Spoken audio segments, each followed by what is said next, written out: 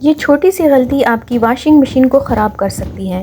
Machine چلتی چھوڑ کر سو جانا کیوں خطرناک ہے، آج کی اس ویڈیو میں آپ جان لیں گے۔ اکثر لوگ یہ سمجھتے ہیں کہ جائے نماز چونکہ ہم اس پر نماز ادا کرتے ہیں اس لیے یہ ہمیشہ پاک اور صاف ہی رہتی ہے اور اسے دھونے کی ضرورت نہیں ہوتی، لیکن حقیقت یہ ہے کہ جی ہاں، جائے نماز بظاہر صاف نظر آتی ہے، مگر روزمرہ استعمال کی وجہ سے اس میں آہستہ آہستہ گرد و غبار اور میل جمع ہو جاتا ہے۔ ہم دن میں 5 وقت نماز ادا کرتے ہیں اور ہر نماز کے وقت جائے نماز کو کبھی فرش پر، کبھی قالین پر، کبھی زمین پر بچھایا جاتا ہے۔ اس دوران یہ مختلف جگہوں کے ساتھ لگی رہتی ہیں، اگرچہ ہمیں محسوس نہیں ہوتا، لیکن وقت کے ساتھ ساتھ اس میں مٹی اور جراثیم جمع ہو جاتے ہیں۔ اس لیے جیسے ہم اپنے کپڑے، بیڈ شیٹس، تولیے اور دوسری چیزیں دھوتے ہیں، بالکل اسی طرح جائے نماز کو دھونا بھی بہت ضروری ہے۔ آج میں اپنی 3 جائے نمازیں آٹو واشنگ مشین میں دھو رہی ہوں۔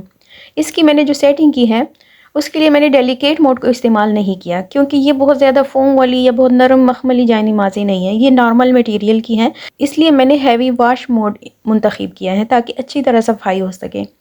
میں نے واٹر لیول 7 سیٹ کیا ہے، واش ٹائم 20 منٹ رکھا ہے، اسپن ٹائم 7 ہے اور رنس ٹائم میں نے 3 رکھا ہے۔ اب میں اس سب سے پہلے پانی میں واشنگ پاؤڈر ڈال رہی ہوں تاکہ اچھی طرح جھاگ بن جائے اور صفائی بہتر ہو۔ اس کے بعد میں جائے نمازوں کو اچھی طرح پانی میں ڈپ کروں گی تاکہ وہ اچھی طرح واش ہو سکے۔ کچھ لوگ یہ سوچتے ہیں کہ جائے نماز کو مشین میں نہیں دھونا چاہیے کیونکہ مشین میں گندے کپڑے دھلتے ہیں، لیکن ایسا بالکل بھی نہیں ہے۔ آٹو واشنگ مشین کپڑوں کو بالکل اس طرح صاف کرتی ہے جیسے ہم ہاتھ سے دھوتے ہیں، بالکل بعض اوقات اس سے زیادہ بہتر صفائی ہو جاتی ہے کیونکہ پانی مسلسل گر رہا ہوتا ہے اور مسلسل جو ہے پانی اس پہ پڑتا رہتا ہے۔ میں ہمیشہ رنس جو ہے وہ 3 بار کرتی ہوں۔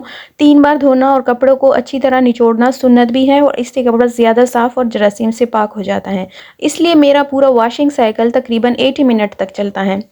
کچھ لوگ 2 ٹائم رنس کرتے ہیں لیکن میں 2 ٹائم نہیں کرتی کیونکہ مجھے ایسا لگتا ہے کہ میرے کپڑے جو ہیں وہ صحیح سے پاک نہیں ہوئے ہوں گے، اس لیے میں 3 ٹائم رنس دیتی ہوں۔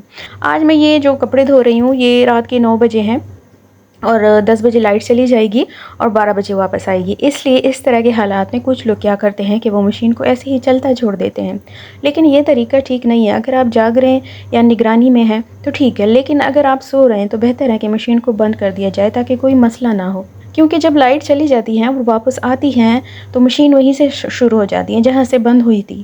اس سے بعض اوقات کپڑے الجھ سکتے ہیں یا واشنگ سائیکل جو ہے وہ متاثر ہو سکتا ہے۔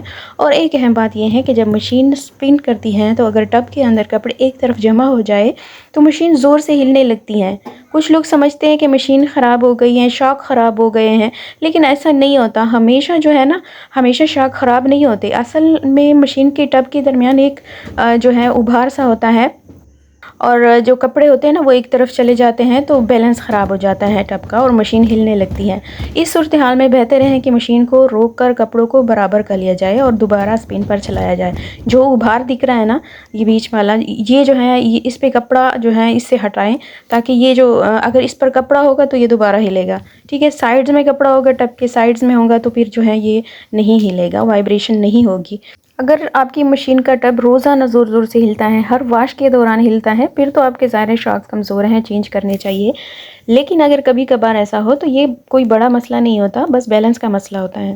اگر آپ مشین کو چلتے چھوڑ کر سو جائیں گے یا فار ایگزامپل کہیں آپ جا رہے ہیں گھر سے باہر اور مشین لگا کر جو ہے آپ باہر چلی جاتی ہیں، پیچھے سے مشین کا بیلنس خراب ہو گیا اور ٹب زور زور سے ہلنا شروع ہو گیا تو کیا ہوگا کہ مشین کریک ہو سکتی ہیں، ڈیمیج ہو سکتی ہیں، بلکہ فرش پر گر بھی سکتی ہیں، شاکس ویک ہو سکتے ہیں۔ اس لیے اس بات کو نظر انداز بالکل نہیں کرنا۔ اگر مشین کی لمبی زندگی چاہیے تو اس بات کا اپنے خاص خیال رکھنا ہے۔ اگر آپ کو رات کو ہی کپڑے دھونے ہیں تاکہ آپ صبح اٹھیں اور کپڑے آپ کے دھلے ہوئے ہوں تو مشین کو ڈھیلے پر لگائیں۔